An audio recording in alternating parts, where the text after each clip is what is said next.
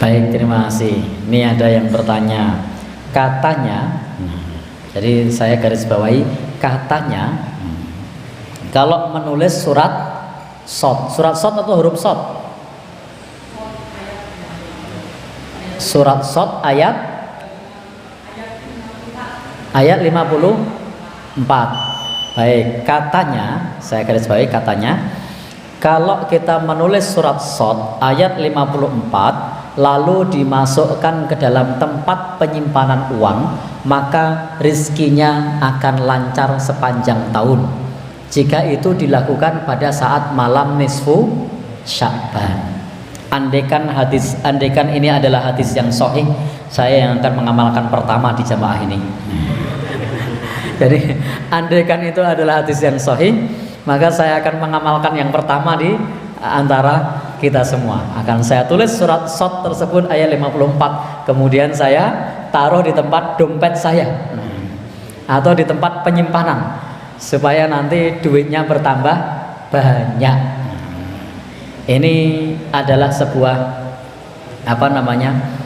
keyakinan yang tidak benar, karena terkait fadilah atau keutamaan itu butuh dalil. Terkait perkara yang gaib itu kita butuh dalil. Apalagi di dalam beragama itu tidak sebatas katanya. Abdullah bin Mubarak menyebutkan, apa kata beliau? Al-isnadu minad din, laulal isnad laqala man syaa ma syaa. Bahwasanya isnad itu bagian dari agama. Referensi, sumber, rujukan itu adalah bagian dari agama. Jika bukan karena isnad, maka orang itu akan berkata semaunya tentang agama. Termasuk ini tadi mengatakan kalau kita menulis surat shad ayat 55 lalu ditaruh di tempat penyimpanan uang pada saat malam nisfu Sya'ban, rezekinya akan mengalir sepanjang tahun. Ini tidak ada dalil dari Quran maupun dari hadis Nabi Shallallahu Alaihi Wasallam. Tidak perlu diamalkan. Yang benar, pada saat malam nisfu Sya'ban itu memang ada keutamaan. Apa keutamaannya? Allah menurunkan maghfirah, Allah menurunkan ampunan li jami'il mu'minin, untuk seluruh orang yang beriman. Jadi di malam nisfu Sya'ban Allah menurunkan ampunan untuk seluruh orang yang beriman. Lailatan nisfi min Sya'bana, pada saat malam nisfu Sya'ban. Maaf, fi lailatin nisfi min Sya'bana, pada saat malam nisfu Sya'ban Allah turunkan ampunan. Illa, kecuali li musyrikin au musyahinin, kecuali dua orang yang tidak dapat ampunan. Pertama adalah orang yang menyekutukan Allah, yang kedua adalah orang yang bermusuhan. Maka amal yang bisa kita lakukan saat malam nisfu Sya'ban, satu, tidak syirik, dua, tidak bermusuhan. Insya Allah Allah berikan ampunan maghfirah kepada semua orang yang beriman yang punya dua kriteria ini. Satu, tidak syirik, dua, tidak bermusuhan. Berarti kriterianya ada berapa?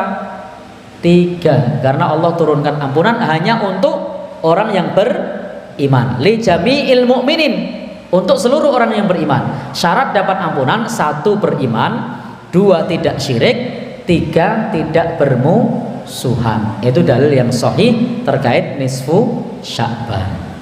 Adapun mengenai masalah nyimpen surat shad tadi, maka ini tidak ada tuntunannya. Bahkan bisa termasuk bagian dari sufliyah.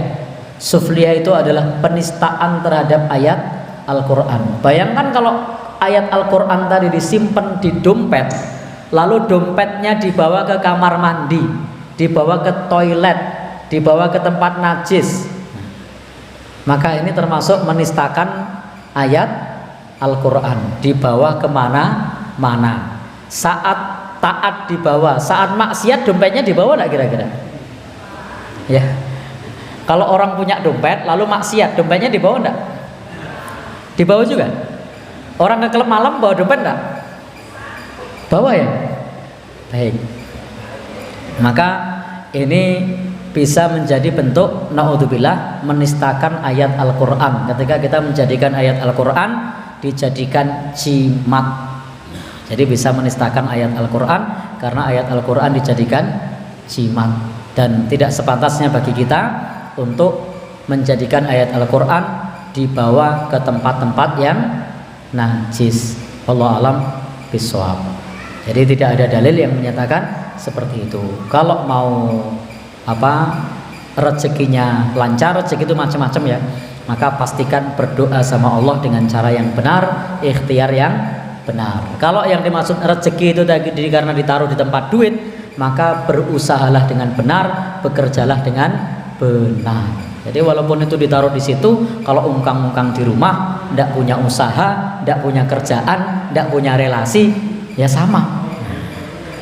Jadi intinya harus berdoa dan ikhtiar yang benar. Wallahu a'lam bishawab.